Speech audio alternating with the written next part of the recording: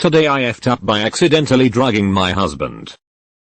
So I have severe ADHD and take Ritalin to help cope. I have to take 3 pills a day for it, and they come in tiny and coated pills that have the tendency to stick to anything even remotely wet, so my fingers, tongue, etc. Well, my husband and I were sharing the last soda in the house when I needed to take my meds, but I was in the middle of a boss battle, so I just popped one in my mouth quick. Took a sip and then handed hubby the can so he can take drink. About 20 minutes later he is just bouncing off the couch, talking a mile a minute. And when I take a good look at him, his pupils are huge. I'm starting to feel zony and twitchy myself, and that's when I connected the dots. The pill stuck to my mouth, and instead of swallowing it, it must have dislodged and went into the can, and then he drank the rest of the can. He does not have any form of ADHD, so he thought he was dying and cleaned our whole place. I have never felt so bad but amused in my life. He is fine now, about 6 hours later, and I will be more responsible in the future. TLDR, my ADHD meds went into my drink instead of my mouth. Husband drank my drink. Got drugged. I call this a win. House got cleaned. And I didn't have to do it myself. Exactly.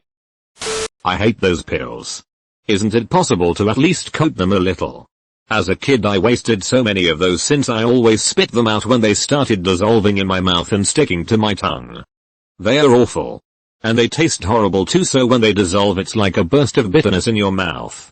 Did they not improve them years ago? When I was young they tasted absolutely vile, but the ones I had as a teenager were coated in something and had no taste. Sometime in like 2005. Exactly how intense is Ritalin for people who don't need it? What does it do when there's no ADHD? Sorry for my dumb question. I'm just curious and have never taken it myself. Or had anyone close who's needed it. It's a stimulant, so it would increase heart rate and give you lots of energy. Since I have ADHD I'm not sure what else it does, but I have to go through lots of verification to get it since people sell it illegally. Yeah, my friends all did Dex in high school and I tried it once and felt normal better and didn't know why they were so hyper. Cut to years later, the psychologist evaluating me for a learning disability said they think I may have ADD. Stuff kinda clicked, haha. Today I effed up by not wearing pants. I needed to top up some groceries while our stores have stock. And while I'm at it, I might as well grab a bunch of stuff. I ordered over $300 of groceries. So it was a lot. And because I'm very committed to quarantining, I opted for the drop-off at the front door and please don't talk to me delivery option. Works for me since I'm not wearing a bra. Only a tank and boy shorts. Get a notification on my phone that my groceries have been delivered. A little weird that they didn't even ring the doorbell. But oh well. Stealth delivery really means business. I step outside. No groceries anywhere in sight. I'm like, okay. I wasn't even sure what to do.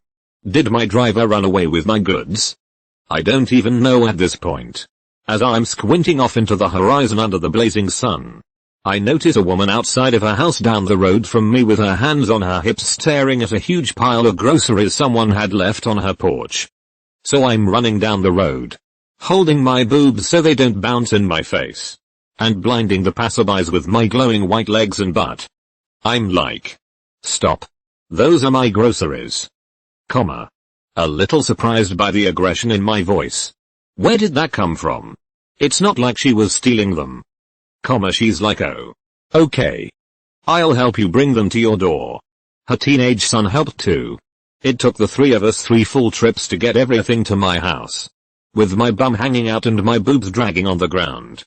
I know they were wondering how it's possible someone could be so white that they're almost translucent. And still have an ass even whiter yet. I get home, thank her and her son for their help, and apologize for the mix-up. She eyes my Oreos, and comments how she wishes she had some Oreos. I probably should have offered them to her for helping. But I didn't. I need Oreos. We're in a global pandemic. Hello. I'm sweating like a man. Boobs chafed from dragging on the sidewalk because of my lack of bra. And mortified my entire neighborhood has now seen what I look like without clothes on. I get inside. See, my phone has a million missed calls from my husband and a message saying, answer me. 7-year-old son's name is crying and says you were kidnapped. Right, double quotation mark. I find my 7-year-old hugging my 2-year-old hiding in my room. Both crying. 7-year-old said he saw me being taken down the road in my underwear with 2 people he had never seen before. So now, I just got finished disinfecting all my groceries. But it probably doesn't even matter. I've been stuck inside my house for weeks with no contact with the outside world. Only to have my neighbors touch all my stuff. Breathe within 6 feet of me. All while parading practically naked through my neighborhood like the trollop I am. TL. Doctor, I had Walmart deliver my groceries and I wasn't wearing any pants. They delivered them to the wrong house, so I ran down the road in my underwear. My kids called my husband and told him I was being kidnapped with no clothes on. You could always order some Oreos delivered to your helpful neighbor's house. Oreos are a great thank you. And you don't have to give up yours. It's not like they won't deliver to her. Well, order them to your house again and surely they will end up on her doorstep again. Great idea. And if they mess up and deliver it to the right address, then you get Oreos. You should have offered up them Oreos though. They didn't have to help you, but they did. Right. The real MVP. Here are the neighbors. OP is clearly concerned about the close proximity. But if you look at it from the neighbor's perspective, they helped someone out of goodwill.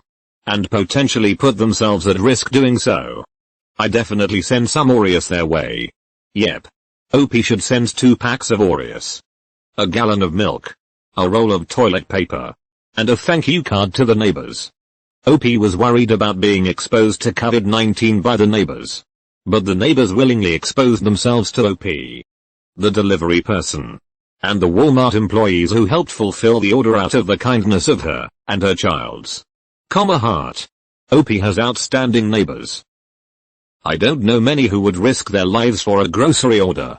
Especially one that's not even theirs.